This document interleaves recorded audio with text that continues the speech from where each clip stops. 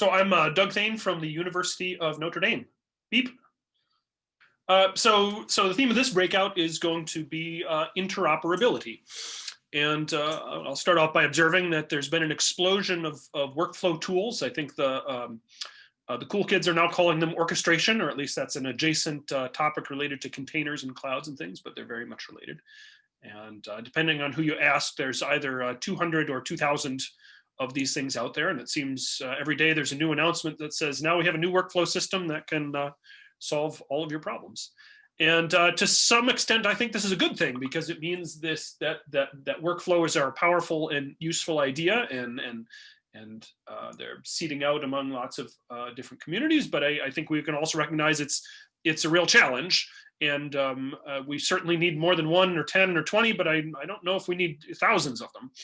So why is this happening? Well, each one serves a little different user community, or possibly an underlying compute engine or platform that has different properties. And so that generates different needs on the user side and generates a demand to have systems that serve these slightly different communities.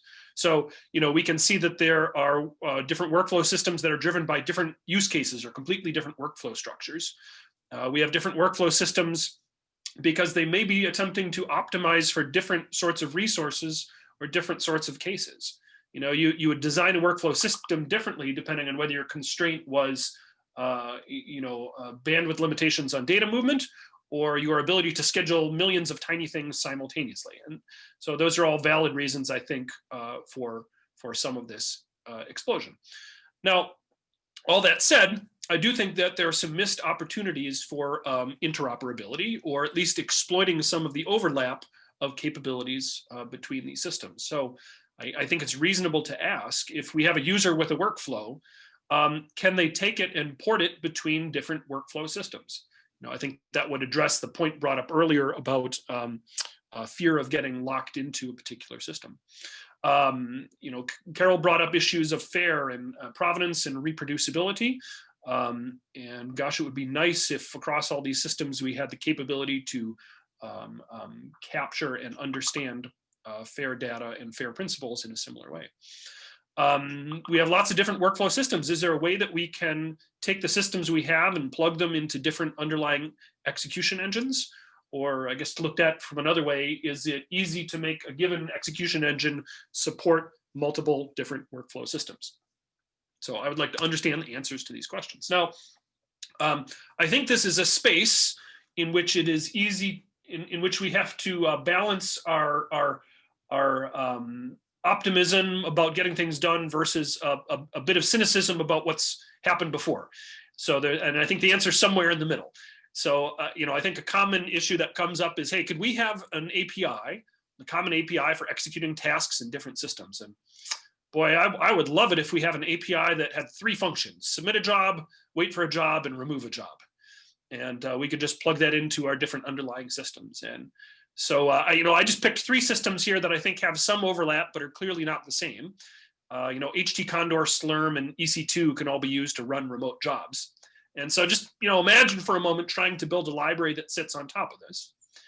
And I think the first question that kind of comes up is, what's the space of features that you ought to support if you were to build on top of multiple systems like this? Can you click for me, Kyle? There you go. Would you target the intersection of these systems? To say, well, let's make a small API that only does the things that all these systems support. And that, I think that's, oh, you clicked too soon. That's all right. Thank you. So there's an advantage to supporting a small API, because then what's supported, and everything you would try to do in this API would be supported by the underlying systems. But of course, there's a reason we have different underlying execution systems. They have very different capabilities, and you don't really want to hide them. So now, Kyle, if you would click, please. You can imagine, let's take the union of all these capabilities and expose that through the API. Which, I think there's a virtue to doing that, because you don't want to hide power. But if you've ever built an API like this, what you quickly learn is it's very difficult to use, because every time the user throws a dart into the API, they get a message back that says, sorry, not supported on this system. And I think, very challenging to build a system on top of it. So I say this not to discourage some efforts, but rather to say there's a balancing act here that's tricky to get right. And I think it applies anytime you try to merge multiple systems under a common API. Next slide, please. Some other thoughts about interoperability. I think the key to interoperability is not really in languages, because our language expression changes over time, whether it's make or XML or JSON or YAML. Those things can be transformed one into another. The real question is the compatibility of underlying abstractions. And I think the best place to start is to look at different workflow systems and say, what are the abstractions that they provide for representing the things that we want to do? And if you look way over on the right-hand side here, you can say, well, what is the abstraction for running a single task or job or function or whatever the single thing is in the system? What does it involve?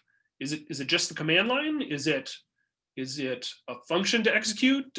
Do we specify the data inputs and how do we connect them? And what are the resources that it needs? So there's some, I think, negotiation and understanding to be done about what is a single unit in a workflow system and what needs to be specified. And then there are different representations at the higher level. So some workflow systems operate on a static DAG in which you know all the tasks in advance, which on one hand is nice because it allows you to do planning for resources, but of course limits the things you can express. Or do we have a workflow system in which we have a complete control flow graph in which you don't know the entire extent of the workflow until you execute it and understand bit by bit the tasks that are to be executed? Now, as I've drawn it here, you can see, of course, that one evaluates into the other. So if I have a dynamic graph, as I evaluate it, it gives me DAGs or bits of DAGs that I then need to schedule. And as I evaluate a DAG, it gives me tasks or a single task in order to execute. So if we're going to think about interoperability, then first we need to think about these representations, and then we can think about the encodings. But I think the encodings are not so important as long as we have compatibility among the representations.